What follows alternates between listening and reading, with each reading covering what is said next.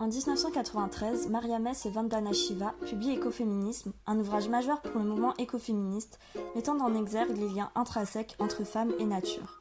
Il s'agira ici d'établir un décryptage de cet ouvrage dans une optique de vulgarisation, afin de mieux cerner les revendications et les enjeux du mouvement récent qu'est l'écoféminisme.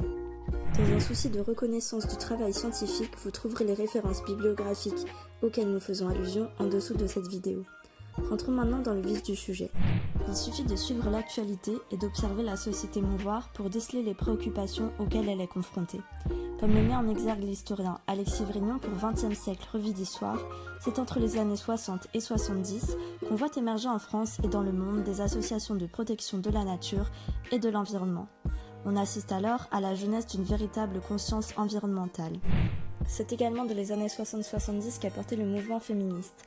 Ainsi, bien que ce mouvement mu par la défense des droits des femmes existait bien avant, la période de la seconde moitié du XXe siècle a été majeure, si bien que Gisèle Halimi, pour la revue Cité, qualifiait les années 60-70 comme les années phares du féminisme. De la conjonction entre féminisme et préoccupation environnementale est né l'écoféminisme.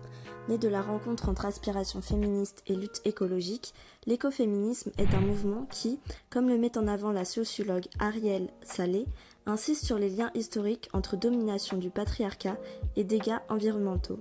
En cause, le rapport direct qu'entretiendrait la femme avec la nature. Une idée qui aurait d'ailleurs irrité Simone de Beauvoir, à qui l'on doit le deuxième sexe, et cette fameuse phrase « On ne naît pas femme, on le devient ». Récusant l'idée selon laquelle il existerait une nature féminine, Simone de Beauvoir s'est élevée contre l'ensemble des courants de pensée, reconnaissant comme intrinsèque le lien entre nature et femme. C'est dans ce contexte qu'a émergé en France une certaine méfiance face à l'essentialisme assigné au mouvement écoféministe. Mais ce n'est qu'une aparté. Pour comprendre ce débat d'idées, il convient en premier lieu de comprendre ce qu'est l'écoféminisme. S'il existe des conceptions plurielles de l'écoféminisme, nous retiendrons ici celle de Vandana Shiva et Maria Mess, tant elle a été majeure dans la structuration du mouvement. Féministe marxiste, on connaît Maria Mess pour son travail en tant que professeure de sociologie à l'université de Cologne en sciences appliquées, mais surtout pour son implication pour la cause féministe.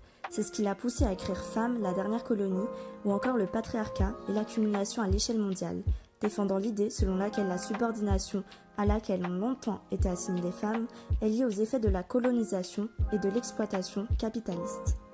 Vandana Shiva, elle, est une écoféministe indienne de renom et médiatisée à la tête de la Fondation de recherche pour la science, les technologies et les ressources naturelles, et connue pour son combat en faveur de la paix, de la justice sociale, des droits de l'homme et des femmes et de la préservation de l'environnement. C'est pour ce combat qu'elle a été récompensée à plusieurs reprises, dont en 1993, l'année où a été publié Écoféminisme, avec un prix Nobel alternatif pour avoir placé les femmes et l'écologie au cœur du discours sur le développement moderne. Écoféminisme est un long ouvrage de près de 300 pages décomposé en 7 parties qu'il s'agira ici de décrypter. Nous aborderons donc la première partie sur l'écoféminisme face à la science, la deuxième sur la question du développement, la troisième sur la recherche des racines, la quatrième sur l'écoféminisme et la biotechnologie, puis la cinquième et la sixième sur la question de la liberté. Vous trouverez le travail fait sur chacune de ces parties à la suite de cette vidéo. Merci de m'avoir écouté.